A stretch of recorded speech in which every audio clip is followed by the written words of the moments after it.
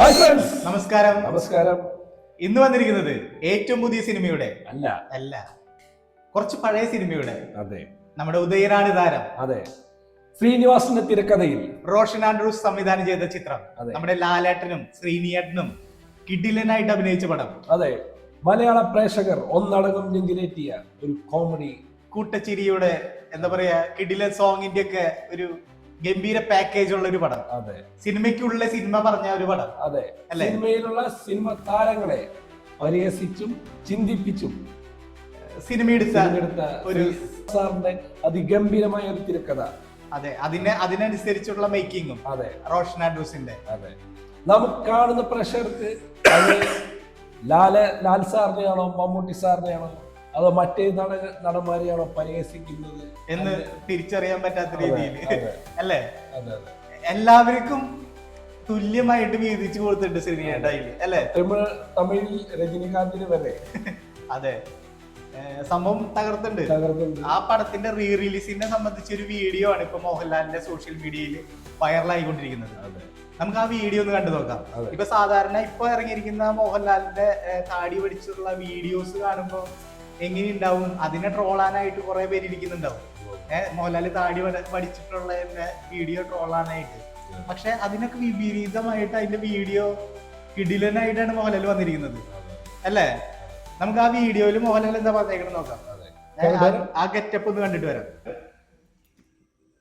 കാൽട്ടൺ ഫിലിംസിന്റെ ബാനറിൽ റോഷൻ ആൻഡ്രൂസ് സംവിധാനം ചെയ്ത ഉദയനാണ് താരം എന്ന ചിത്രം വീണ്ടും തിയേറ്ററുകളിൽ എത്തുകയാണ്. 6-ാം തീയതി. സിനിമയ്ക്കുള്ളിലെ സിനിമയുടെ കഥ പറയുന്ന ഈ ചിത്രം ശ്രീനിവാസന്റെ മികച്ച തിരക്കഥകളിൽ ഒന്ന് തന്നെയാണ്. പുത്തൻ സാങ്കേതിക വിദ്യയുടെ സഹായത്തോടെ 4K ഡോൾബി അറ്റ്മോസിന്റെ അകമ്പടിയോടെ എത്തുന്ന ഉദയനാണ് താരം ന്യൂ സൂര്യ ഫിലിംസ് ആണ് തിയേറ്ററുകളിൽ എത്തിക്കുന്നത്. എല്ലാ പ്രേക്ഷകരെയും കുടുംബങ്ങളെയും തിയേറ്ററുകളിലേക്ക് സ്നേഹപൂർവ്വം ക്ഷണിക്കുന്നു. നിങ്ങളുടെ സ്വന്തം മോഹൻലാൽ. സാധാരണ മോഹൻലാലിന്റെ ലുക്കിനെ ട്രോളാനായിട്ട് ഇരുന്നവർക്ക് ചിലപ്പോ ഒരു മറുപടി ആയിരിക്കും. നമ്മ പ്രേക്ഷകർക്കാണ് അത് ഒരു ഈഗോ പ്രശ്നം വരുന്നത്. അതായത് ലാലേട്ട ഫാൻസ്, മമ്മൂട്ടി ഫാൻസ്, അത് നമ്മള് പ്രേക്ഷകർക്കുള്ളിൽ, അതായത് പുറത്തുള്ള സിനിമയ്ക്ക് പുറത്തുള്ള ആളുകളുടെ ഇടയിലായിരിക്കാം വേണമെങ്കിൽ, അല്ലെങ്കിൽ ഫാൻസുകൾക്ക് ഇടയിലായിരിക്കാം ഈ ഒരു പ്രശ്നങ്ങളൊക്കെ. ലാലേട്ടൻ, ശ്രീനിവാസേട്ടൻ അല്ലെങ്കിൽ മമ്മൂക്ക സാർ, ഇവരൊക്കെ എന്ന് പറയുന്നത് ഞങ്ങൾ തമ്മിലുള്ള അല്ലെങ്കിൽ ഒരു ഫ്രണ്ട്ഷിപ്പ്, ആ ഒരു രീതിയാണ് നമ്മൾ കാണേണ്ടത്. അല്ലാണ്ട് അതൊരു ക്ലാഷ് പോലെ കാണരുത്. അത് അവർ തമ്മിലുള്ള ഫ്രണ്ട്ഷിപ്പ്, അവർ തമ്മിൽ ഇടപെടുന്ന ഒരു എന്താ പറയുക മെസ്സേജ് അല്ലെങ്കിൽ ഒരു ഇൻഫോർമേഷൻ, അതെ, അത് അവർ ഷെയർ ചെയ്യുന്ന ശ്രീനിവാസ് സാറിനെ നമുക്കൊന്നും പറയേണ്ട കാര്യമില്ല. ആള് രാഷ്ട്രീയം സകലകല വല്ലഭൻ അല്ല, സകല വല്ലഭനല്ല, വല്ലഭനാണ്. അത് ആണല്ലോ, അതാണ്. അല്ല, സകല രീതിയിലും ആളെ മറ്റുള്ളവരെ ട്രോളിക്കൊണ്ട് എഴുതാറുണ്ട്. അതെ, രാഷ്ട്രീയത്തിനാണെങ്കിലും മാത്രമല്ല ആളും ട്രോളിക്കൊണ്ട് എഴുതാറുണ്ട്. അതെ, അപ്പൊ നമ്മളിതിലൊരു വിദ്വേഷം ആരോടും ഇല്ല. ലാലൻ സാറിനോടോ മമ്മൂക്ക സാറിനോടോ എന്ന രീതിയിലല്ല. അവർ തമ്മിലുള്ള ഫ്രണ്ട്ഷിപ്പ് വെച്ച് അവർക്ക് അറിയാവുന്ന, അത് ശ്രീനിവാസ് സാറിന് അറിയാവുന്ന കാര്യങ്ങളൊക്കെ ചെറിയ രീതിയിൽ എഴുതിയിരിക്കണമെന്ന് മാത്രം സിനിമയിൽ നമുക്ക് ആ സിനിമയെ മനോഹരമാക്കാൻ വേണ്ടിയിട്ടുള്ള എഴുത്തുകൾ അല്ലേ? അതിനെ പുറത്തേക്ക് നമ്മൾ ചിന്തിക്കേണ്ട കാര്യമില്ല. ഇതൊരു സിനിമയെ കാണുക, സിനിമയെ എപ്പോഴും സിനിമയായി മാത്രം കാണുക അല്ലെ? ഇതൊരു നല്ലൊരു പരിപാടിയായിട്ട് മാറട്ടെ. കാരണം ഇത് അടിച്ചുപൊളിച്ച് പാട്ട് പാടാനുള്ള, ഡാൻസ് ചെയ്യാനുള്ള പാട്ടുകളൊക്കെ ഉണ്ട്. പാട്ടുകളായാലും എല്ലാ സംഭവവും തിയേറ്ററിൽ വന്നു കഴിഞ്ഞാൽ ആസ്വദിക്കാനുള്ള എല്ലാ ഐറ്റംസും ഉണ്ട് ഇതില്. ഒരു ബോറിങ്ങോ ഒരു ലാഗോ ഒന്നും ഇല്ല.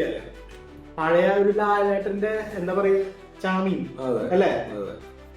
എല്ലാം ശ്രീനിയേട്ടന്റെയും ശ്രീനിയേട്ടൻ തകർത്തേക്കാണ്. ആ പാട്ടുകളൊക്കെ വെച്ച് കഴിഞ്ഞാൽ തിയേറ്റർ വീണ്ടും പൂരപ്പറമ്പോ അല്ലെ? എന്തൊക്കെയാ മനുഷ്യൻ കാണിച്ചു.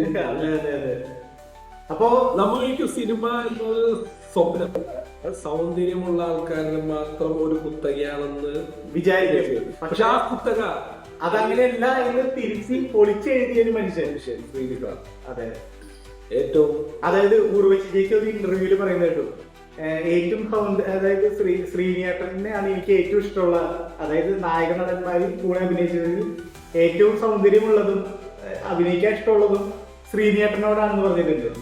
അല്ല, നമ്മ മലയാളികൾ ഏറ്റവും ബഹുമാനിക്കുന്ന ഒരു നടനും എഴുത്തുകാരനും നല്ലൊരു കലാകാരനും കൂടിയാണ്. നമ്മൾ പറഞ്ഞിട്ട് വേണ്ട അറിയാനായിട്ട്. അത് വന്ന ഫെയിമേ അത് നോക്കണ്ട, അത് മലയാളം പ്രേക്ഷകർക്ക് ഒന്നടങ്കം അറിയാവുന്ന കാര്യമാണ്. എന്തായാലും നമുക്ക് ഉദയനാണ് താരം തിയേറ്ററിൽ പോയിരുന്ന് കാണാം. അതെ, എല്ലാവർക്കും ആസ്വദിച്ച് ഇറങ്ങി വരാം. അതെ അല്ലേ? അതിനുള്ള പടണ്ട് തകർക്കാൻ. അതെ അല്ലേ? റോഷന്റെ ഫസ്റ്റ് പടം ഉണ്ട്, അത് എടുത്തു പറയണം. റോഷൻ ആൻഡ്രൂസ് ഫസ്റ്റ് ഡയറക്ട് ചെയ്ത പടം, അതെ, അത് എടുത്തു പറയേണ്ട സംഭവമാണ്. കാരണം അത്രയും ഡില്ലായിട്ട് മേക്ക് ചെയ്ത് വെച്ചിട്ടുണ്ട് ആ പടം. ഗംഭീര പടം. സിനിമയ്ക്കുള്ള സിനിമ പറഞ്ഞ പടങ്ങള് ഭയങ്കര ഹിറ്റായി ഇതൊക്കെ വളരെ ചുരുക്കാണ്. അല്ലേ? ഇത് ഗംഭീര ഹിറ്റായി മാറ്റി. അതും കോമഡിയിലൂടെ എല്ലാവരും തകർത്തുണ്ട്. സെലിംകുമാറായിട്ട് എല്ലാവരും. അല്ലേ? പിന്നെ എല്ലാവരും തകർത്തുണ്ട്. ഗംഭീരം. നന്നായിട്ടുണ്ട്. നന്നായിട്ട് വരും. ഒരിക്കൽ കൂടി ഉദയതാരം തിയേറ്ററിൽ പോയി കാണാം. അതും 4K നല്ല സൗണ്ട് ക്വാളിറ്റിയോടുകൂടി. അപ്പോ ഇനിയുള്ള വിശേഷം സിനിമ ഇറങ്ങിയതിന് ശേഷം തിയേറ്ററിൽ കാണാം. അപ്പോ അടുത്ത വിശേഷങ്ങളുമായി വരുന്നത് വരെ ബൈ.